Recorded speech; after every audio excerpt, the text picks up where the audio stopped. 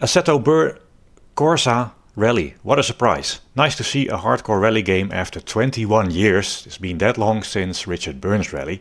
The games in the meantime have been reasonable from a gaming point of view, but not quite the hardcore sim that I wanted. So great. However, I seem to have become the Throttle model review guy on YouTube. So we will take a critical look at the way the throttle system, the engine, is operating in this game. Link in the description to previous videos about this topic, mainly about Assetto Corsa Evo, and why this is probably of some importance. You do have to watch those because you will get more knowledge and you will understand this video probably a bit easier. And of course, I do not know everything. I have expectations and I think along a certain path, but maybe I'm wrong. So it's always a possibility. But there are some things that are a bit weird. So I wish the developers the best, and this is just criticism. Maybe I'm wrong, maybe there are points to what I'm saying. It's just a bit of a discussion, and let's see what comes out. So I hope the game does well, though. It's nice to have a proper rally sim. So just like with AC Evo, the plan is to make some torque curves. And now we've all seen torque curves, the way the torque comes in with RPM. At a certain RPM there's maximum torque and then it drops off. But we are interested in the shape of the torque curves when you're not at full throttle. So when you're feeding in the throttle 20, 30, 40, 50%, what does that look like? And we will compare the AC Rally to AMS1, which I feel does a decent job, but again, I don't know for sure. So how can you get the torque curve shape out of a game where you don't have a telemetry plugin or anything like that? Actually, you can do it by looking at how the revs change over time. So in neutral, you can just rev the engine. And if the revs go up fast, that means there's a lot of torque involved. If the revs rise really slowly, there's not a lot of torque involved. So how do you do that? Well, for every time, so this could be video frames, you take note of the revs, and then you can calculate the acceleration. That's the delta of the revs divided by the delta time. And then you can plot the shape of the torque curve. Now the units are this is the revs per second in this case, so it's not like Newton meters, but the shape is identical. You do need more. I seem to have some reasonably pretty good pedals here. Nudge nudge, wink wink. And we can set profiles with a fixed throttle output. So now it's 0, and now it's fixed at 5. It always outputs exactly 5, 10, 15, 20, 25, and so forth. So I can increment the throttle without having to play with the pedal because it's never accurate. So I have perfect fixed throttle inputs. So we do that, we video that, and then you get something like this.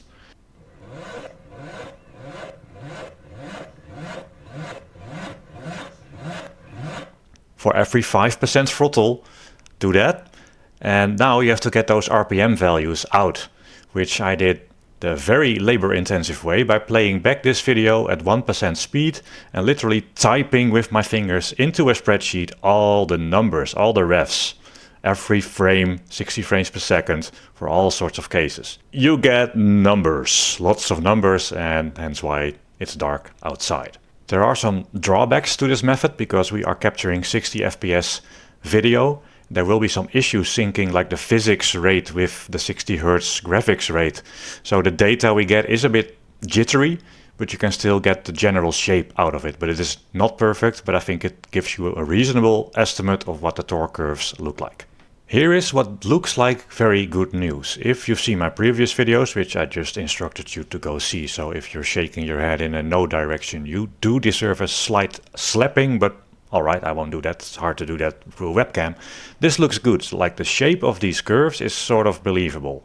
This is for the 037 car, by the way, but I did test a few other cars and they are sort of the same in general look and feel. So the jitteriness is just a way of getting the data from the game with a video. It's not super, it has a bit of jitter on it, but you can see at less throttle we get those downsloping lines, and the more throttle we add, the more they sort of bend upwards. So this looks actually very good. However, there is a problem. This is the same screen as before, but with more jiggly lines added. Sorry about that jitter, can't help it. What is the problem? Well, maybe I'm wrong, but it does appear the throttle is very insensitive at first, because that first line, where we barely have any torque and it already fades out at below 3500 RPM, So you're not driving here. This is just maybe driving away out of the well, are there pits in rally? I don't know what you call them. So you're not here. So 30% throttle, and anything below 30% throttle is basically not a functional engine. And these are 5% steps in throttle. So you see between 30%, 35, 40, 45%, there is a huge increase in torque output. So the shape is pretty good, but a few percent throttle here adds a lot of torque. It's really sensitive. And here all these lines are on top of each other. So from 65-ish% throttle, the torque curve looks almost the same. It is too difficult for me with the resolution to get the difference out of it. There is another way to get the torque curve shapes out of the game, and instead of revving it in neutral, which we did so far, and of course the revs rise pretty fast in neutral and then you get bigger issues with the syncing of physics and graphics, it seems. You can also just drive the car away in first gear at a constant throttle percentage and then look at the acceleration that way, sort of the same deal. Did this with the Stratos and we see the shapes are the same. So 40% throttle is here and 60% throttle is a long way. There's a huge gap in between that, and between 80% throttle and 100% throttle it's sort of the same. So while it is a bit of a jittery mess here, you can basically say that between like 70% and 100% throttle input, we almost are at full engine torque. And here is 30, 35, 40% throttle, and then the gap 45, 50, 55, 60, a very large gap between 40 and 60. So roughly the same as I got with the method of measuring vehicle acceleration rather than just revs acceleration in neutral, doing it in gear, making it slower, making it a bit more accurate. But also less accurate because driving a car up a hill, down a hill, frictions, aero, so there are drawbacks to that method and it takes more time to do. So I stuck with the in neutral method, which gives us these results. The shapes of these curves looks good, but the drawback is below 30% or 40% is something you would never use, which I am not sure about if that is correct. And above 70-ish%, it's all basically full torque almost. So your window of throttle application where you actually have like the meaningful torque increase between minimum usable and maximum is very small. Maybe between like 40 and 70% throttle is where everything happens. And why is that important? Imagine you're in a rear-wheel drive rally car, super slippery surface. You want to control that torque at the revs accurately, and you only have a little bit of the pedal to do that basically. So that might be pretty tricky to do. It is not uncommon in my experience, although that experience only covers very little data, that you do see something along the lines where maybe not 80% throttle, but 90% throttle and 100% throttle can be basically sort of the same line. So it is not unexpected that towards the larger throttle percentages that the curve becomes pretty close to the full throttle torque curve. But this is quite extreme, especially here, this gap between 40 and 60%. And I would like this maybe to be like 90% throttle instead of 80. So yeah, that window of operation where the meaningful torque is applied is a small window of throttle, even though the shapes of the curves is pretty good. Here we do the same thing, 30% to 100% throttle, constant throttle in 5% throttle increments, but this is in a car I made in AMS, not based on real data, because that's the real problem here. We do not typically get this data from manufacturers, and it's really rare. I've only had like 2 or 3 sets of data in the last 15 years for something like this, and not as detailed as we see here. So doesn't mean this is correct, but it does appear that at little throttle inputs, the cable-driven cars are quite sensitive. Even many older road cars, newer ones have throttle by wire and they seem to damp it a little bit. But if you've driven like an old-fashioned cable-driven throttle car, that little bit of throttle instantly gets the revs up quite a bit. So maybe there is some evidence to suggest that lower throttle percentages do quite a bit.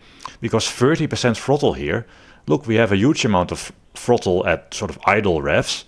And with 30% throttle, we go all the way to the red line. Compared to 30% throttle in AC Rally, we barely reach 3400 RPM.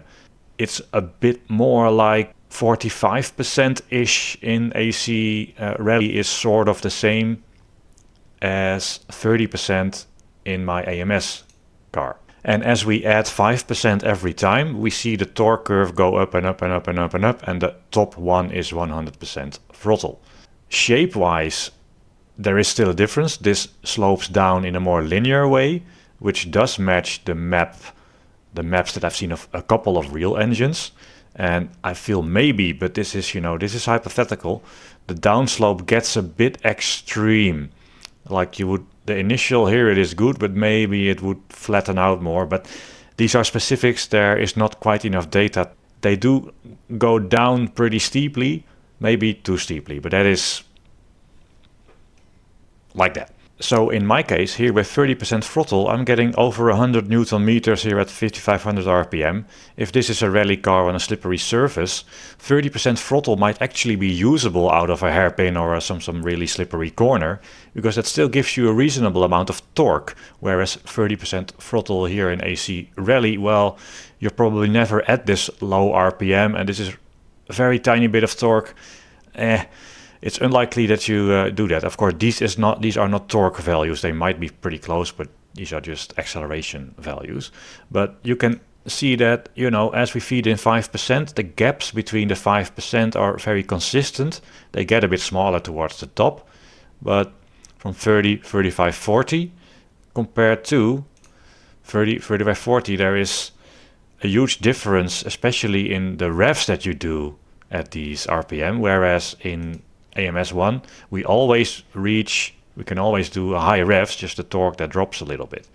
But you can imagine that this is sort of the window you might operate your vehicle in, and maybe you need 7000 RPM with 200 Newton meters. Well, you can just go to 55% throttle, but if you go to 50% throttle or 60% throttle, it's not a huge difference here. So that controllability of wheel spin in this case, in a rally situation, is pretty good. But 5 or 10% throttle difference in AC Rally makes you go from here to here. So you've lost all the torque. And then you add 5% and you've gained the whole amount. So the spacing of these lines, I think it is fairly obvious to see that this gives you a lot more control over your wheel spin, because a little bit of throttle variation changes your torque a little bit, and thus your wheel spin a little bit, and thus your grip a little bit. So this offers more control. Again, this is not real data. This is just how some real data kind of looks, and we don't have all the data. I found a second thing that is a bit weird and I'm not quite sure about. It is how engine braking seems binary in AC Rally. And this is something where there is even less data than for on-throttle torque curves. Off-throttle is even less. I've never really seen that. So maybe this is correct, but it does feel weird in the game, because when you play with the throttle pedal, the slightest reduction of throttle takes the revs away pretty fast. And that just feels a bit illogical and unnatural. It's really difficult to sort of smoothly play with the revs in neutral in the game. So what I've done here is I went to 45% throttle, where we just about hit a red line, and then we go to 0% throttle. And rather than the acceleration of the revs, we now measure the deceleration of the revs and do it the same way as before. We get this blue curve. So from high revs, engine braking is high, very sort of normal shape, slightly exponential. Yeah, the engine braking gets lower and lower as the revs drop.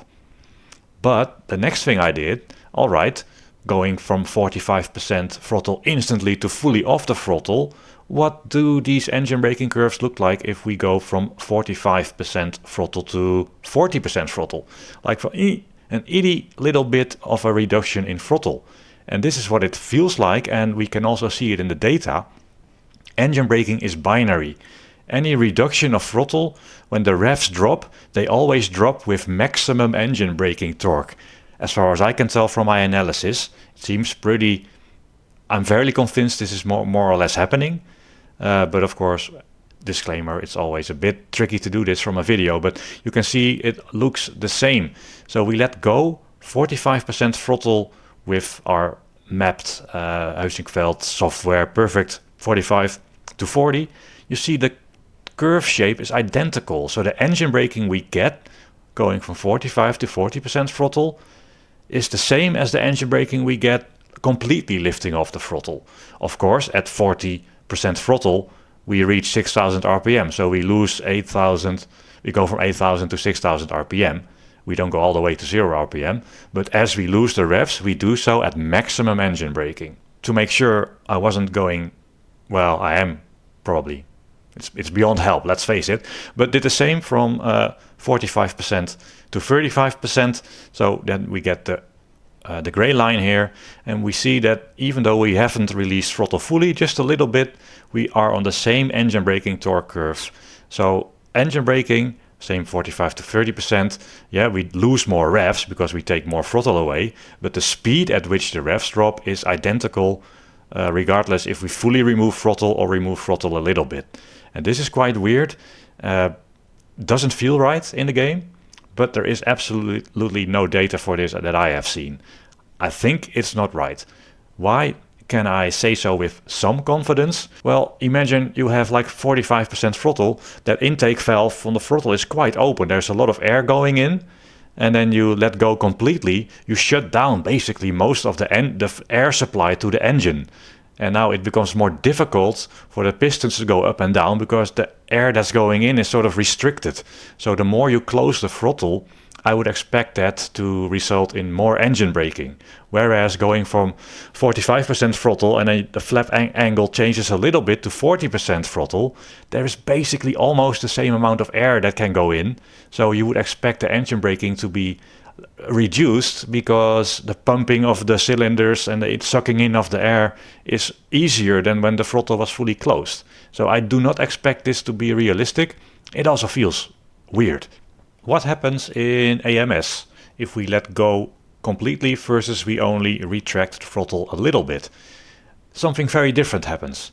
In AC Rally, when we apply the throttle, we're on the red line. And then when we let go of the throttle, regardless of how much we let go, we are always on the bottom line, maximum engine braking. In AMS, if we let go 5% throttle here, we only drop a little bit of torque. We only get a tiny bit of engine braking. If we drop, and then we reach a stable RPM here. If we drop 10% throttle, we get more engine braking, and the revs stabilize now at a lower RPM. If we drop 15%, we get more engine braking still, and we stabilize at this RPM. So it is really progressive, even the engine braking. If that is real or not, like I said, there's no data. Maybe this is too controllable, hard to say. But there should probably be some control of engine braking if you lift off a little versus if you lift off a lot. That's all good and well, but how do you feel this? Is this a problem when driving, rally driving in this case? I think it can be a significant issue because imagine you're balancing a rear-wheel drive car at the limit in a slippery corner, muddy corner, and you're sort of adding a bit of throttle, removing a bit of throttle. It becomes a problem because if you remove throttle and the car goes from accelerating slightly to not accelerating at all, there's no torque output, that is smoothly. But if you then remove the throttle an itty bitty percentage more, you get instant maximum engine braking. So while you can feed in the driving torque fairly well with this model, it's maybe the lines are a bit steep, but it's pretty good. As soon as the torque goes negative, you let go of the throttle a little bit, you have full engine braking. And I find it quite easy to believe that in the slippery conditions, balancing mid-corner, you have to lift off a little bit to make the corner tighter. You lift off 10% and you expect a little engine braking, but you get the full engine braking, and that might just upset the rear a bit more than you want. So yeah, it does impact how easy and natural it should be to drive the car. So I think it is probably a significant, it could be a significant issue. AC Rally, initial blipping 30%, 40%, almost does nothing. Now let's try to find the red line. You'll see the RPM. If I let go a little, letting go a little bit loses a lot of revs really fast. That is the engine braking. That seems to be binary. It's always maximum engine braking.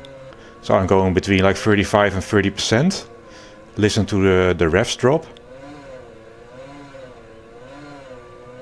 And now I go 35 to 0.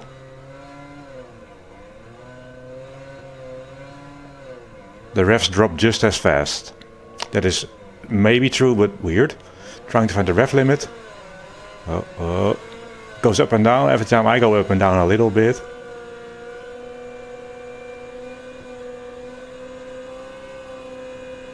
So it's about 44% for the rev limit. But you noticed the twitchiness. Trying to find that, and any bit of throttle reduction gave me a lot of engine braking, so the revs dropped fast. Very hard to control that. AMS, little blips.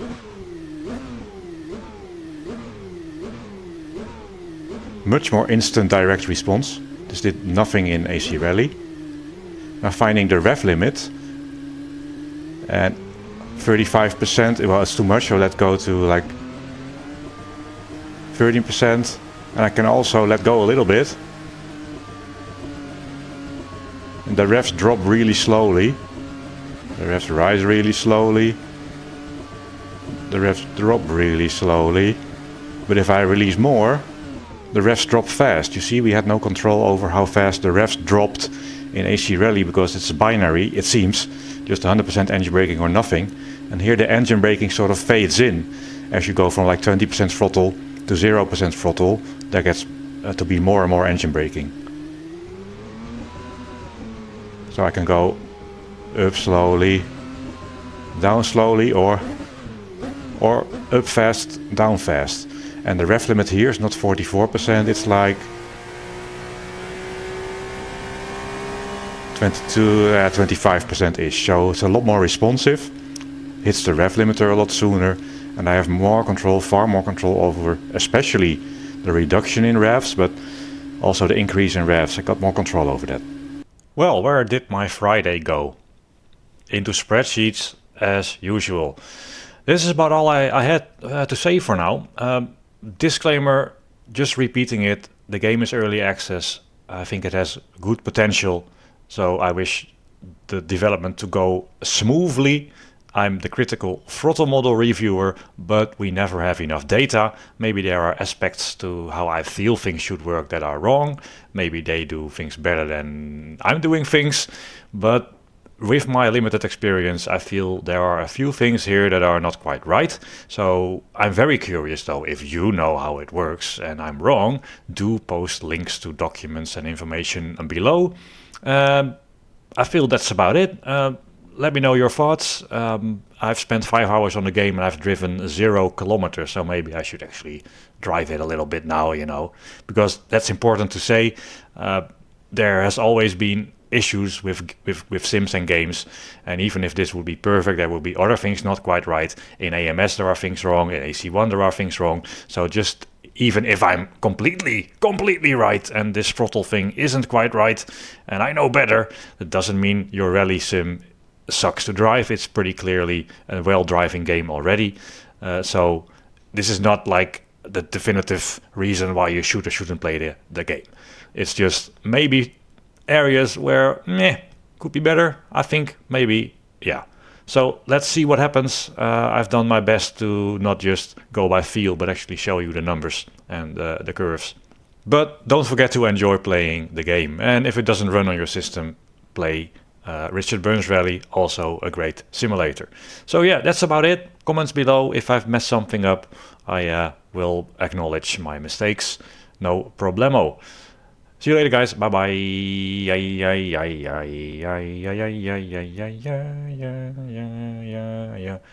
Assetto, Corsa, Rally, is gonna be played by many. It's worth every penny. Might even be enjoyed by your granny.